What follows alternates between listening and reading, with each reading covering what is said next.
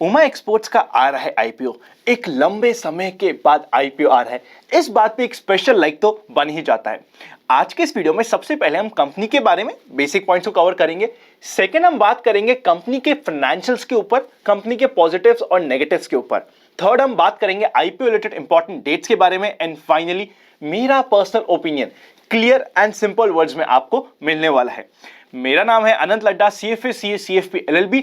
Open for all free Telegram का link description में है, वरना टेलीग्राम पे जाके इन्वेस्ट आजकल सर्च करिएगा। ओरिजिनल चैनल पे 2 लाख से ज्यादा मेंबर्स मिल जाएंगे, 10 के ऊपर फ्रॉड चैनल भी है, उनसे बच के रहिएगा। चलिए शुरू करते हैं आज का आईपीओ रिव्यू।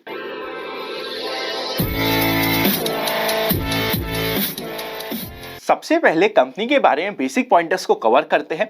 1988 में कंपनी इनकॉर्पोरेट हुई थी। कंपनी ट्रेड करती है और डिस्ट्रीब्यूट करती है बहुत सारे एग्रीकल्चर प्रोडक्ट्स जैसे कि rice, wheat, sugar, spices, red chillies, coriander, pulses, food grain, मतलब ऑलमोस्ट हर एक प्रोडक्ट में कंपनी काम करती है। कंपनी का मेजर बिजनेस तो आज के इंडिया से है, पर अब धीरे धीरे इंटरनेशनल मार्केट से भी बिजनेस बढ़ता जा रहा है। ऑलमोस्ट 10% के आसपास का बिजनेस इंटरनेशनल मार्केट से स्टार्ट हो गया है। वहां पे भी 36% से ज्यादा का बिजनेस आता है श्रीलंका से, 32% का इंटरनेशनल मार्केट का बिजनेस आता है अफगानिस्तान से, 16% का शेयर है बांग्लादेश का और ऑलमोस्ट 9% का शेयर है चाइना का।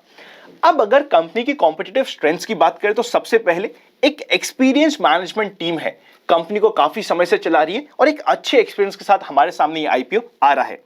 Second important point, agriculture segment में स्पेशली ट्रेडिंग की बात करें तो कंपनी की प्रेजेंस काफी समय से है। थर्ड, एक अच्छा ट्रैक रिकॉर्ड है ग्रोथ का और प्रॉफिटेबिलिटी का, कंपनी हमेशा मेंटेन कर पा रही है। इवन अगर हम CAGR टर्म्स में प्रॉफिट की बात करें 100% के ऊपर की ग्रोथ रेट है।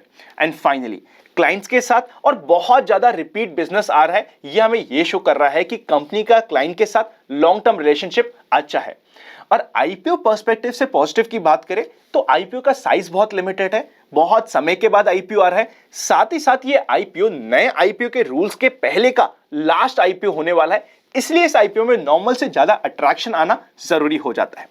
कंपनी के अगर प्रमोटर्स की बात करें तो सबसे पहले रमेश एंड सुमित्रा देवी खेमुका कंपनी के प्रमोटर्स होने वाले हैं। नेगेटिव्स की बात करते हैं। सबसे पहला इस आईपीओ का नेगेटिव ये होता है कि आईपीओ लिस्ट होगा ट्रेड टू ट्रेड सेगमेंट में। आईपीओ का साइज बहुत छोटा है, ट्रेड टू ट्रेड सेगमेंट में लिस्ट होगा। लिस्टिंग के बाद किसी भी साइड में बड़ा मोमेंटम हो सकता है, बैक टू बैक सर्किट्स पर लग सकता है, हम कुछ भी कंट्रोल नहीं कर पाएंगे।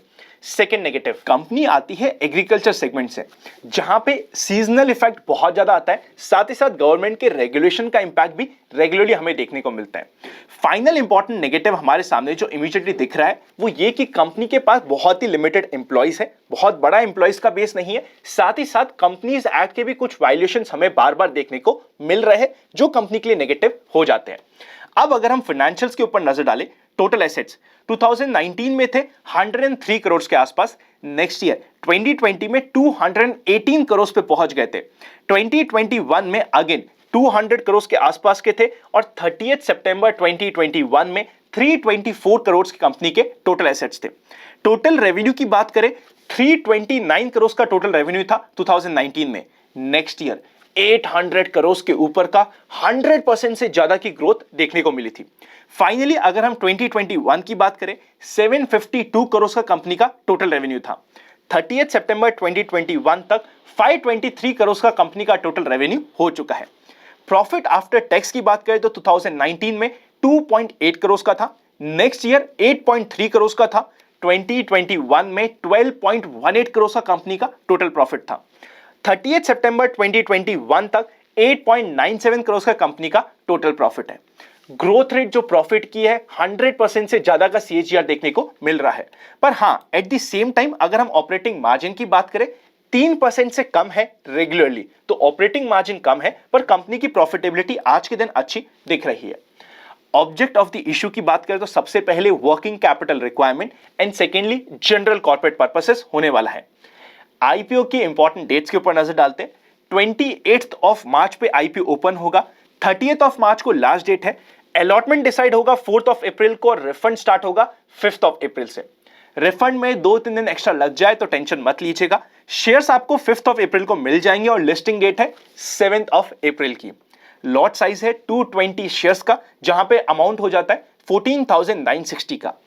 यहां पे एक लॉट से ज्यादा अप्लाई करने का बिल्कुल भी यूज नहीं है, क्योंकि ये आईपीओ बहुत ज्यादा ओवर सब्सक्राइब होने वाला है, ये पहले ही दिन से हमें पता है। रिटेल कैटेगरी में एक टाइम सब्सक्रिप्शन के लिए सिर्फ और सिर्फ 14,000 लॉट्स की रिक्वायरमेंट है और सिर्फ 6,000 लॉट्स की रिक्वायरमेंट है एचएनआई कैटेगरी में। बहुत छोटी साइज का आईपीओ है। आईपीओ का साइज है सिर्फ 60 करोड़ का और पूरा का पूरा होने वाला है फ्रेश इशू। एनएसई बीएसई दोनों पे लिस्टिंग होगी।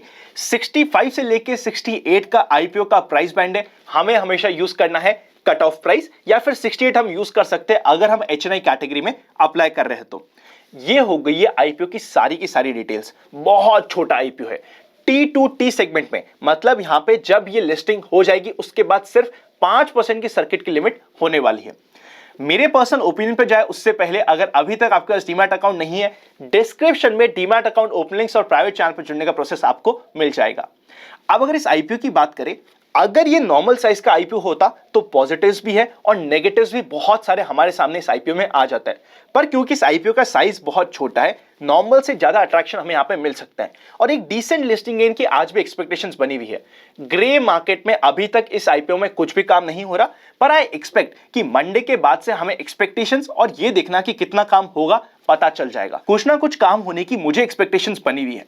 कंपैरेटिवली एक डिसेंट आईपीओ है, जहां पे एटलीस्ट रिटेल कैटेगरी में एक लॉट के लिए मैं पर्सनली प्लान करने वाला हूं। अगर हम बहुत ज्यादा डिफेंसिव है तो सेकंड डे या थर्ड डे तक हम फाइनल डिसीजन बना सकते हैं looking at this subscription. But on the face of it एक अच्छा आईपीओ है जिसको मैं 100% कंसिडर करने वाला हूं। आपका क्या ओपिनियन है कमेंट करके हमें बता दीजिएगा। उसी के साथ साथ वीडियो अच्छा लगे तो लाइक करे बिना मत जाइएगा। इंस्टाग्राम पे मुझे फॉलो कर लीजिएगा, आईडी आपको डिस्क्रिप्शन में मिल जाएगी। बहुत सारे interesting updates of lately Instagram पे आनी स्टार्ट हो गई है। Happy learning and I will see you very soon.